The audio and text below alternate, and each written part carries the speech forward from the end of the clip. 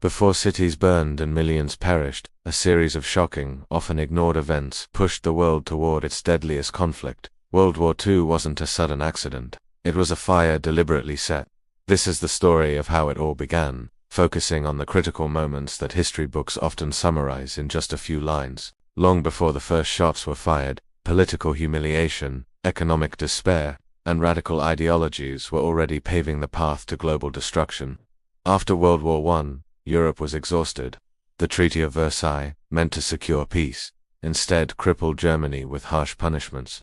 It stripped the nation of its territory, its military, and its dignity, planting deep seeds of resentment. The resulting economic collapse and national humiliation created the perfect breeding ground for extremism. From this chaos, a man named Adolf Hitler emerged, promising national revival but ultimately delivering a global catastrophe. As Germany writhed in turmoil, the world watched but did little. Hitler openly defied the treaty, rebuilding Germany's military in plain sight. He marched his troops back into the Rhineland, a demilitarized zone, testing the world's resolve. Each time he broke the rules, he was met with silence. The policy of appeasement, choosing peace at any price over confrontation, became one of the most dangerous gambles in modern history. The world hoped for the best, but in doing so, it enabled the worst. Meanwhile, a storm was gathering in Asia. Driven by imperial ambitions and a desperate need for resources, Japan invaded Manchuria in 1931. This blatant act of aggression was a clear signal that the international order was crumbling. The League of Nations condemned the invasion, but its words were empty without action. Japan simply withdrew from the League, showing the world that diplomacy had lost its teeth. Aggressors were learning a powerful lesson. They could act without fear of consequence. This pattern repeated itself. In 1935, Italy invaded Ethiopia. Again, the global response was weak and ineffective. The sanctions imposed were a mere slap on the wrist. Instead of being punished, dictators were rewarded with territory and power. Each act of unchecked aggression emboldened them further, making a larger conflict almost inevitable. The world was at a crossroads, but paralysis and fear guided its leaders. One of the most shocking moments came in 1938 with the Anschluss, the annexation of Austria by Germany. A sovereign nation disappeared overnight, absorbed into the Nazi regime without a single shot fired. The world watched in stunned silence as borders were redrawn by force. This event proved that international law was meaningless if no one was willing to enforce it. The message was clear: might now made right. Next, Hitler turned his attention to Czechoslovakia, demanding control of the Sudetenland under the pretext of protecting ethnic Germans. At the Munich conference, European leaders, desperate to avoid war, gave in to his demands. They signed away a part of another nation, believing they had secured peace for our time. But this infamous act of appeasement was a profound moral failure. It was a betrayal that demonstrated how fear had completely overtaken leadership, and it only whetted Hitler's appetite for more. Behind the scenes, an even more stunning development was taking place. In a move that shocked the world, ideological enemies Germany and the Soviet Union signed the Molotov-Ribbentrop Pact. Publicly, it was a non-aggression treaty. Secretly, it contained a protocol for dividing Poland and the rest of Eastern Europe between them. This cynical alliance removed the last major obstacle standing in Hitler's way. The stage was now fully set for war. On September 1, 1939, the final act began. Germany invaded Poland. This wasn't a mere border skirmish. It was a full-scale assault using a terrifying new form of warfare, the Blitzkrieg or lightning war. It was designed for speed, shock, and total annihilation. German planes bombed cities, tanks smashed through defenses, and civilians were deliberately targeted. Within weeks, Poland was crushed, attacked from the west by Germany and from the east by the Soviet Union. This brutal invasion finally forced the hands of the Allied powers. Britain and France, having promised to defend Poland, declared war on Germany. World War II had officially begun, but the shocking reality is that the war was years in the making. The world had just been too slow to see it. The initial phase of the war was a brutal awakening. The rapid fall of France, the desperate evacuation at Dunkirk, and the relentless bombing of Britain during the Blitz showed just how unprepared the Allies were for this new, mechanized style of warfare. The old rules no longer applied. While Europe was engulfed in flames, the conflict in Asia was escalating. Japan continued its brutal war of conquest in China, committing horrific atrocities. The Nanjing massacre, where hundreds of thousands of civilians were murdered, exposed the terrifying reality of unchecked militarism. Yet the major world powers, particularly the United States, still hoped to remain isolated from the conflicts raging across the oceans. That illusion was shattered on December 7, 1941. In a surprise attack, Japan bombed the US naval base at Pearl Harbor. The attack was devastating, and it instantly pulled the United States into the war. What had started as regional conflicts in Europe and Asia had now merged into a single, truly global war. There was no longer any sideline to stand on.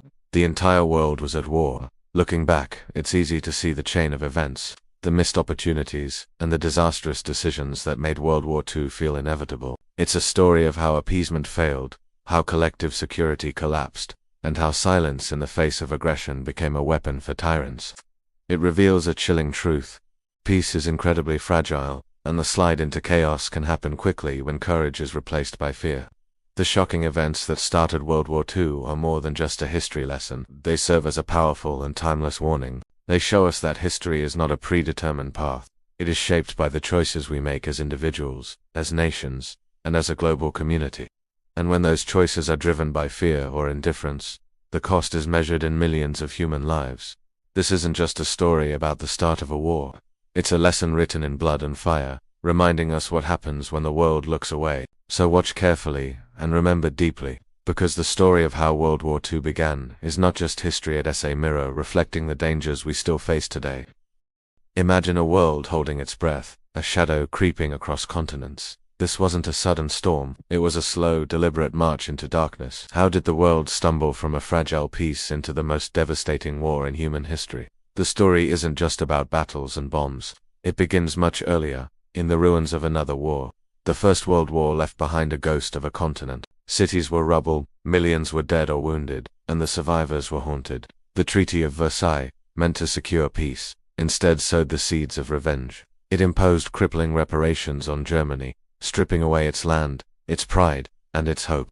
An entire nation was humiliated, and in the ashes of its economy, a simmering anger began to boil. This wasn't peace.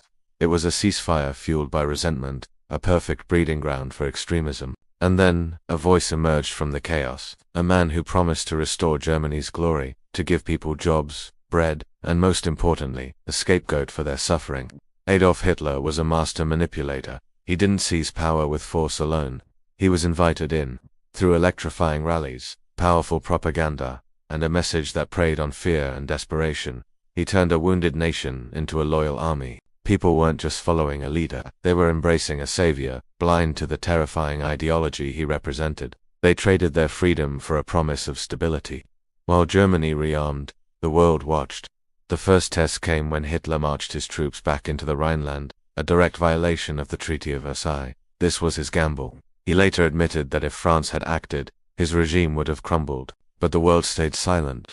No shots were fired, no sanctions were imposed. This silence was deafening. It sent a clear message to Hitler. The rules no longer applied to him. Each act of aggression that went unanswered only emboldened him further, pushing the world closer to the edge. Faced with a rearming Germany, the leaders of Europe chose a path they believed would prevent another catastrophic war: appeasement. British Prime Minister Neville Chamberlain flew to Munich, convinced he could reason with Hitler. There, in 1938, Britain and France agreed to hand over the Sudetenland, a region of Czechoslovakia, to Germany without a single Czech representative in the room. Chamberlain returned home waving a piece of paper, declaring peace for our time. But it wasn't peace. It was a sacrifice of justice for the illusion of safety, a fatal miscalculation that proved dictators cannot be appeased, only confronted. While all eyes were on Europe, a storm was brewing in the east. Japan, driven by its own imperial ambitions, had invaded Manchuria back in 1931 and was now waging a full-scale war in China. The atrocities committed were horrifying, yet the global community offered little more than condemnation. The League of Nations proved powerless. This was a clear sign that the international order was collapsing not just in one region, but across the globe. The fires in Asia were a dire warning of the World War II come, a warning that was largely ignored. In March 1938, German troops marched into Austria, but there were no battles. No resistance. Instead, they were met with cheering crowds. In a matter of hours, a sovereign nation was wiped off the map, absorbed into the Third Reich.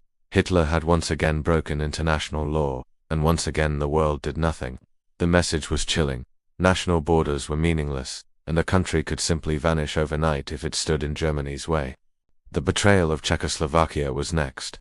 After annexing the Sudetenland, Hitler's promises of peace were revealed as lies. In March 1939, his forces swallowed the rest of the country. The vibrant democracy of Czechoslovakia, abandoned by its allies, ceased to exist. This was more than a political failure. It was a moral collapse. The policy of appeasement was dead. And the leaders of Britain and France finally realized that war was not a possibility, but an inevitability. They had sacrificed a nation to buy time, and now, time was running out. In August 1939, the world was stunned by an announcement. Nazi Germany and the Soviet Union, two bitter ideological enemies, had signed a non-aggression pact. The Molotov-Ribbentrop Pact wasn't just a promise not to fight each other. Hidden within it were secret protocols to carve up Poland and the rest of Eastern Europe between them. With this pact, Hitler secured his Eastern Front, removing the threat of a two-front war. The last barrier to his invasion of Poland was gone. The path to war was now clear. On September 1, 1939, the world woke up to the sound of explosions. Without a declaration of war, German forces stormed across the Polish border. This was Blitzkrieg lightning war, a terrifying combination of air power, tanks, and infantry designed to create shock and chaos, overwhelming the enemy before they could even react. The Polish army fought bravely, but they were outmatched and outnumbered. 2 weeks later, the Soviet Union invaded from the east, sealing Poland's fate. The war had begun. 2 days after the invasion of Poland, Britain and France, finally honoring their pledge, declared war on Germany. But it was too little, too late. The declarations couldn't save Poland. For months, a strange quiet fell over Europe, a period known as the Phony War, but it was just the calm before a much larger storm. The window to stop Hitler without a global conflict had closed long ago. Now, the world would have to pay the devastating price for years of delay, silence, and mistreatment. What began in Europe quickly spiraled into a true world war. Germany's conquests swept across the continent. Meanwhile, Japan continued its expansion in the Pacific. The final piece fell into place on December 7, 1941, with the surprise attack on Pearl Harbor, dragging the United States into the conflict. From the frozen steppes of Russia to the deserts of North Africa, from the islands of the Pacific to the skies over London, the war now spanned the entire globe. No nation, no family, would be left untouched by its reach. As we look back from the comfort of our modern world, it's easy to see these events as distant history, but the lessons are more relevant than ever. The slide into war wasn't instantaneous. It was a series of choices, of ignored warnings, of moments where silence was chosen over action. It teaches us that when leaders prey on fear, when truth is sacrificed for convenience, and when injustice anywhere is ignored, the danger grows until it consumes everyone. History is not just a story of the past, it is a warning for the future. The Second World War did not begin with the roar of bombs. It began with the quiet whispers of ignored truth. Thanks for watching.